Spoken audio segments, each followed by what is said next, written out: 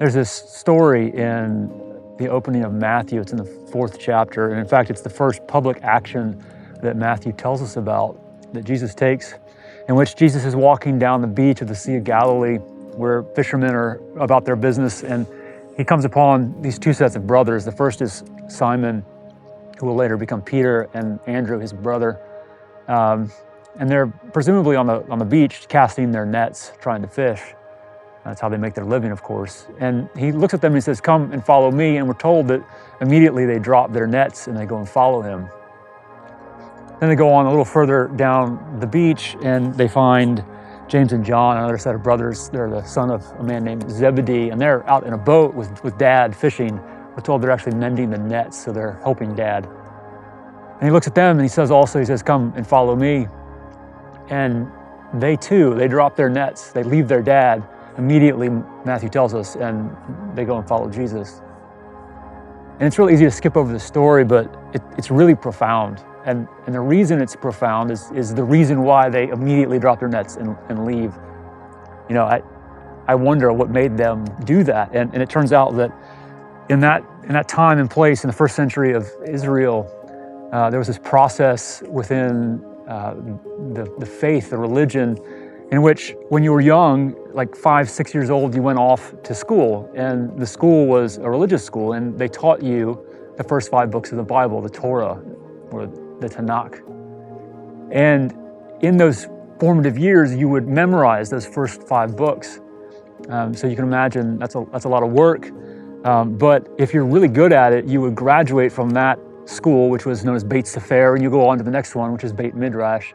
And in Beit Midrash from 9, 10, 11, whenever you were done with the first one, until you were early to mid-teens, you would spend the time memorizing the rest of the Old Testament. So that by the time you're 14, 15, what we know as the Old Testament, this all of this you have memorized. And not only do you memorize the rest of that Old Testament, but you also begin to work on understanding, interpreting, talking about it, because if you've ever read the book, it's not the easiest thing always to understand, and there seem to be parts where the moral of the story, to use that term, seems to contradict the moral of another story, and the question is, how do we reconcile these things? And so the process of engaging with the text was one in which we have to interpret and understand and wrestle with what was going on. And if you were really good, if you could memorize the whole Old Testament and you could show promise in your ability to understand and interpret what it was saying, you would graduate from that second phase and you would go on to the third, which was Beit Talmud. And a Talmudim, or that phase of Beit Talmud, was a disciple or a student. And at this point, you would go on and you would find a rabbi who you looked up to and you wanted to learn from. In fact, you wanted to become just like him. And you would apply to the rabbi. And they would ask you questions and interview you and determine whether or not you had what it took. Did they think that you had what it took? And if they did, they would invite you to be their disciple. They would say, "Come and follow me." And you would spend years literally following behind this rabbi as he traveled around teaching, learning his interpretation of the scriptures, learning how he taught, learning how he lived, in order to become him. So that when you were ready to become a rabbi yourself, he literally passed his ministry and his teaching on to you, and you took over. And so when Jesus turns to these 4 young men, boys, really teenagers probably, and says, "Follow me," it was an invitation to discipleship.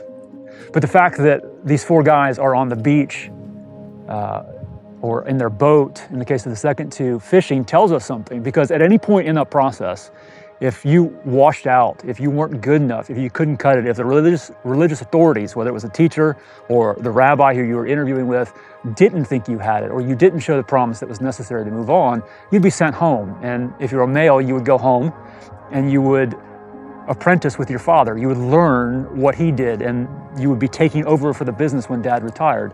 That's why we see James and John in the boat with Dad. They are apprenticing, learning how to fish, so that one day they can take over that business. And so what that tells us is that these 4 men, boys, had washed out. They weren't good enough, that the religious system had looked at them and said, "You don't have what it takes. Go home, get out of here.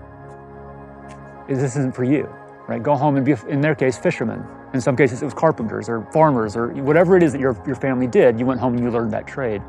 And so that's them. And so when Jesus comes down the beach and he looks at them as a rabbi and says, come follow me, it's a tremendous honor, and it's one which they thought had passed them over. And so they have this opportunity all of a sudden to go and be a disciple of what will be one of the most famous rabbis.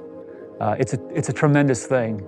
And as we stop and we think about what was going on there and the backdrop of that story, we really have to think about this and understand what is Jesus doing here.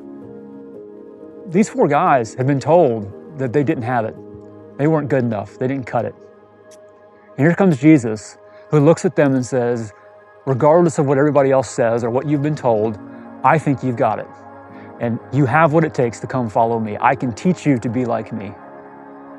And so as we reflect on what's going on in our world today and what the church has become, what the followers of Jesus do and what they do right and what they do wrong, there are a lot of us, and I've been there myself, in which the church looks at, whether it's a formal institution or it's people in the church, or for whatever reason you feel like the message that you've been getting from the people of God, the people that are supposed to follow this rabbi, this teacher, Jesus, they've told you you don't have it.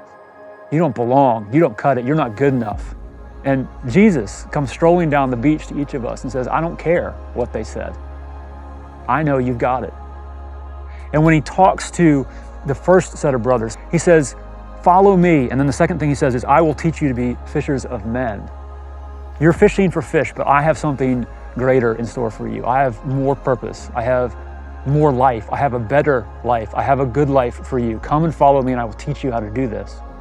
So if you're watching this and you feel like for whatever reason, you don't belong in the church, maybe you don't want to belong, which I completely understand, but the church has, for one reason or another, perhaps they've said it explicitly, but left you with the impression that you're not good enough and you don't belong, I'm here to tell you you do. Jesus, the God of the world, the Lord, the King of all creation, is looking at you and saying, you have what it takes. Come follow me. I will give you meaning and purpose. I will give you goodness. So this is an invitation to come and be part of our community if you don't have one. Come be part of a family who's trying to figure out what that means, what that looks like. How do we do that here and now?